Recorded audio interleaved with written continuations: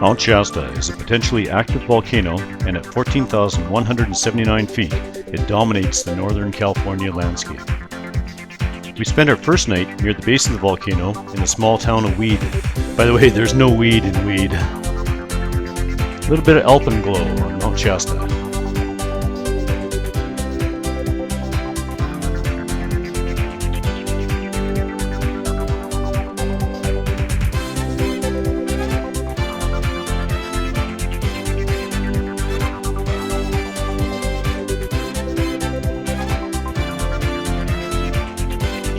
Wait for it, wait for it.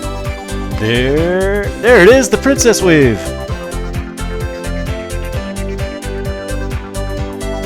Even Signal uses Mount Shasta as a landmark to guide us to the next geocache. And as you can see, we're not the only ones out here playing with geocaches. Mrs. Pirate figuring out the best way to find all the caches. We moved on to McLeod and stayed at the Timber Inn for most of our trip. It was inexpensive, huge, and gas and food were close by. And most importantly, it was close to all the geocaches.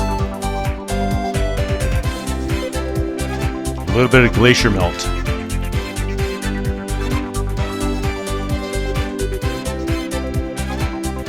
This guy was trying to hide the geocache from us. That's okay, we found it anyway.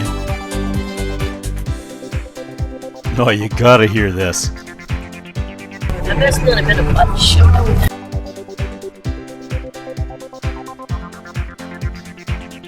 Yeah, there was a few times Signal had to hang on tight. Check out the camo on these ammo cans. It's not hard to tell this cacher takes pride in his geocache hides. Very nice.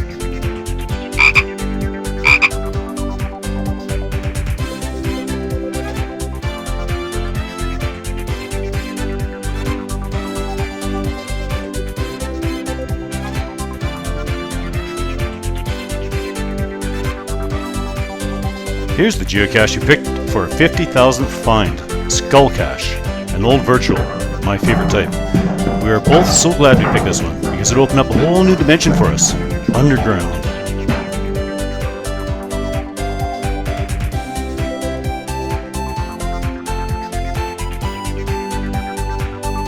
Of course, Signal had to poke his antenna in there too.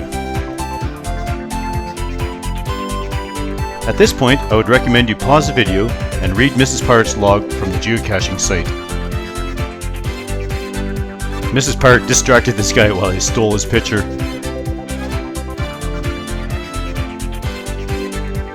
There were several other lava tubes nearby to explore.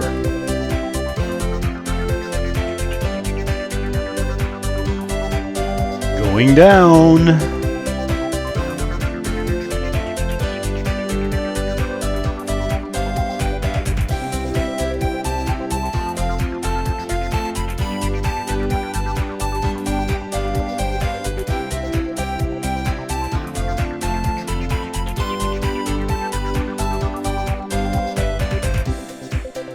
Neither one of us was prepared for what we found once inside the caves. It's like a whole new world to explore. Everything is different.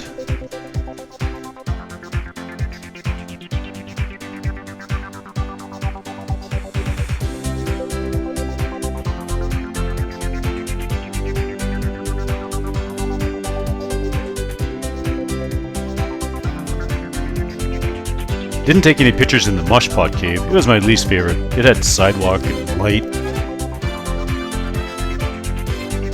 Other lava tubes, like this one, were really something.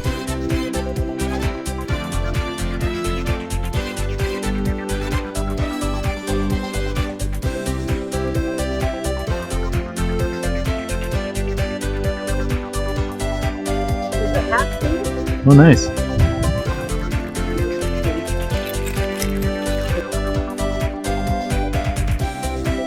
Here we are in the Ice River Cave, a totally undeveloped cave. Our goal? To find the ice on this hot September day. We climbed down through the rubble of two collapsed caves, down to a third cave, or lava tube, which led us to the ice. It was absolutely incredible. All we could do was look at each other and go, wow, this was definitely my favorite.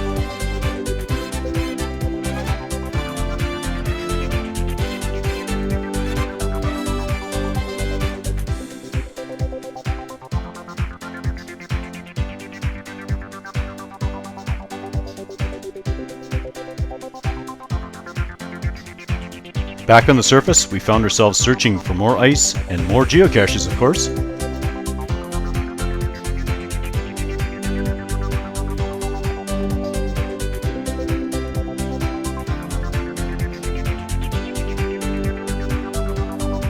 Haha, Signal's not going to forget this GeoAdventure anytime soon.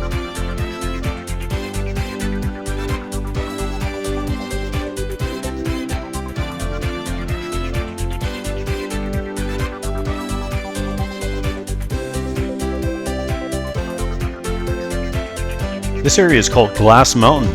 Can you see why? I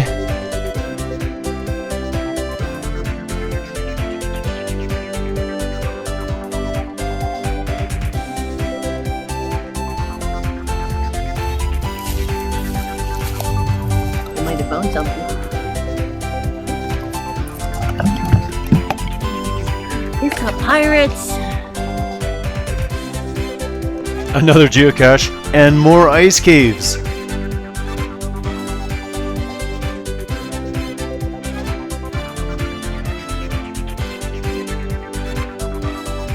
You know, when standing on the lava rock above ground, it's really hard to imagine there's ice below your feet.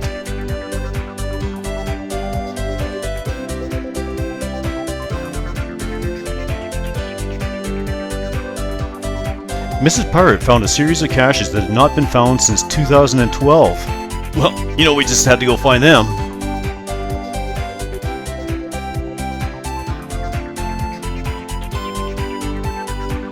Mrs. Pirate wanted to do the cache across the lake. Well, the only way there was to take a tour. So it was caching and caving we go again.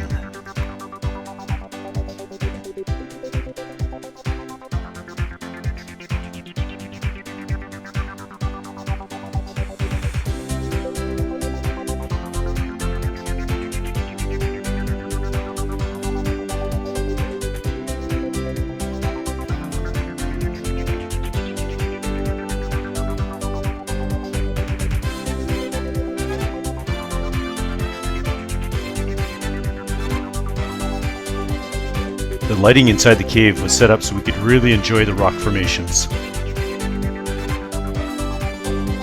Signature of the original cave explorer. His writing sure is a lot better than mine.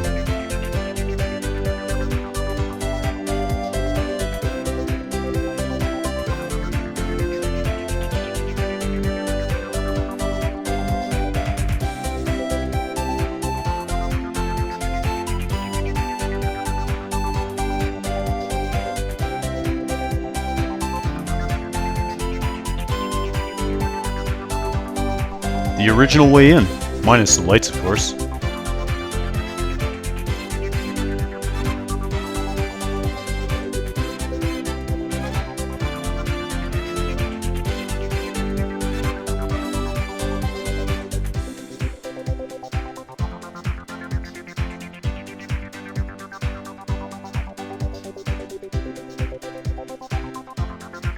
Two very happy pirates.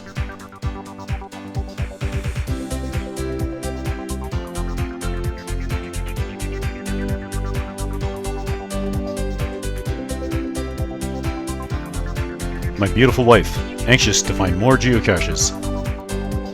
Back in Sacramento to catch a plane. Shortly into the flight home, suddenly there it was, Mount Shasta, right outside the window. What an excellent way to end a great GeoAdventure. Our mascot for the trip, Nutty Lemure, even got to wave goodbye to all his old friends.